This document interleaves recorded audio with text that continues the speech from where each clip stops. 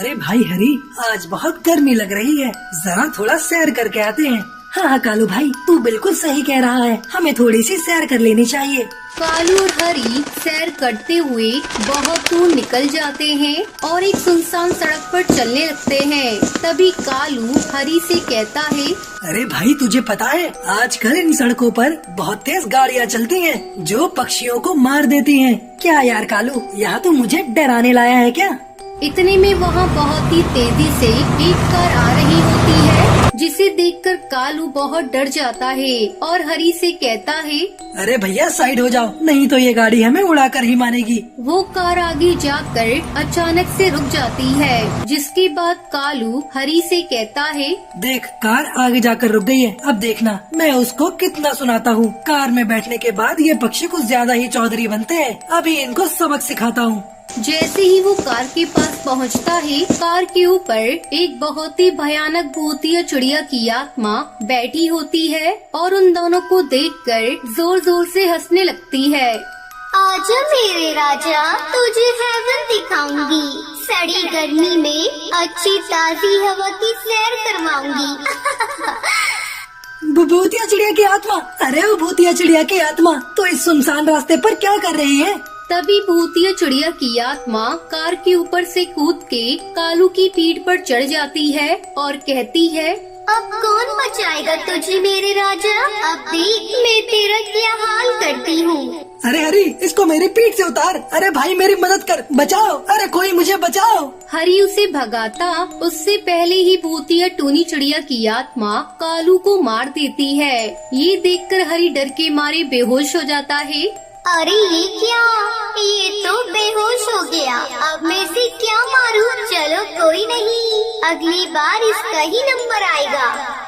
ये कहकर भूतिया टूनी चिड़िया की आत्मा अपनी कार के ऊपर बैठती है और वहाँ से गायब हो जाती है। वहीं अगले दिन हरी को सुबह होश आ जाता है और वो भागता हुआ गांव पहुँचता है और गांव के सभी पक्षियों को इकट्ठा करके उनसे कहता है, अरे भैया तुम्हें क्या बताऊं, इस जंगल में भूतिया चिड़िया की आत्मा आ गई है। उसने हमारे कालू भाई को मार डाला, हमें कुछ करना होगा, नहीं तो वो सबको मार डालेगी। अरे भैया डरो मत, एक काम करते हैं, जिगर बाबा को गांव में बुलाते हैं। बाबा भूतिया चिड़िया की आत्मा की अच्छे से खबर लेंगे और हमें उससे मुक्ति भी दिला देंगे। गांव के सभी पक्षी जिगर बाबा के पास जाते हैं, जिसके बाद हरी बाबा को कार वाली भूतिया चिड़िया की आत्मा के बारे में सब कुछ बता देता है, जिसे सुनकर बाबा कहते हैं, तुम मेरे पास सही वक्त पर आए हो। आज अमावस्या की रात है, आज मैं उस भूतिया चिड़िया की आत्मा को हमेशा हमेशा के लिए यहाँ से भगा दूंगा।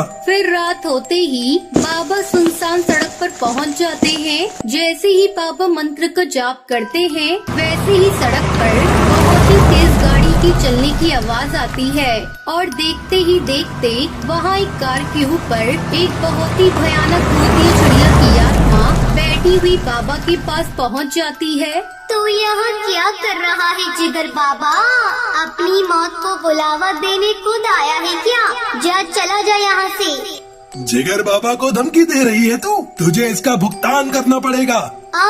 देखिए जरा इसमें कितना है दम, जम के रखना कदम मेरी जिगर बाबा। ये कहकर वो अपनी शक्तियों से बाबा के ऊपर वार करती है, लेकिन बाबा उसे काबू करने के लिए अपने मंत्रों की फूकी हुई विभूति उसके ऊपर फेंक देता है, जिससे उसकी आत्मा तड़पने लगती है। अब बता कौन है तू और इस गांव में क्या कर रही है? मेरा नाम टूनी है, मैं इसी गांव में रहा करती थी। ये कुछ साल पहले की बात है, मैं बहुत गरीब थी, मेरा इस दुनिया में कोई भी नहीं था।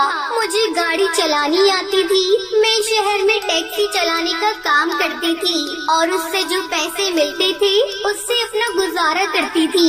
धीरे धीरे मैंने पैसे इकट्ठा करके अपने खुद के पैसों से कार ली, लेकिन गाँव की मुखिया को ये बात रास न आई और इसी वजह से उन्होंने मेरी अमीरी से चढ़कर मेरे पास कुछ गुंडे भेज दिए।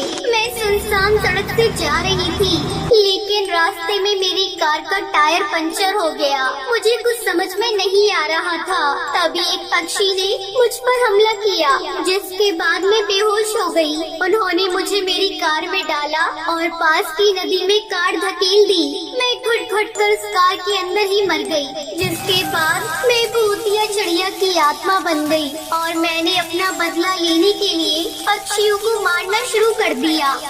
देख भूतिया चिड़िया की आत्मा, तेरे साथ बहुत बुरा हुआ, लेकिन ये जो तू कर रही है बहुत गलत है। तू अपने बदले की आग में मासूम पक्षियों को मार रही है। हाँ, तो मैं क्या करूँ? जब तक मैं मुखिया को नहीं मार देती, तब तक मेरी आत्मा को शांति नहीं मिलेगी। तू इसकी फिक्र मत कर, मैं उस मुखिया को कड़ी से कड़ी सजा दिलवाऊंगा, लेकिन तू यहाँ से चली जा। ये सुनकर भूतिया टूनी चिड़िया की आत्मा वहाँ से चली जाती है। फिर बाबा मुखिया को पुलिस के हवाले कर देता है और उसे उसके किए की सजा मिल जाती है।